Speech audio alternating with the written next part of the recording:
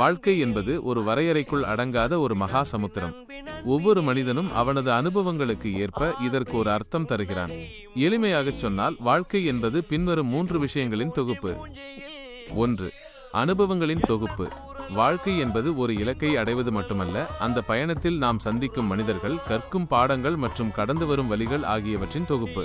நாம் சேமிக்கும் பணத்தை விட நாம் சேர்த்து வைக்கும் நினைவுகளே உண்மையான வாழ்க்கை. 2. மாற்றங்களின் ஓட்டம். மாற்றம் ஒன்றே மாறாதது. இன்று இருக்கும் நிலை நாளை இருக்காது. ஏறுமுகமும் இறங்குமுகமும் கலந்ததுதான் வாழ்க்கை. ஒரு நதியைப் போல தடையை தாண்டி ஓடிக்கொண்டே இருப்பதுதான் இதன் இயல்பு. 3. நாம் உருவாக்கும் அர்த்தம். வாழ்க்கைக்கு என்று தானாக ஒரு அர்த்தமும் கிடையாது. நீங்களாக அதற்கு என்ன அர்த்தம் கொடுக்கிறீர்களோ அதுவே உங்கள் வாழ்க்கை.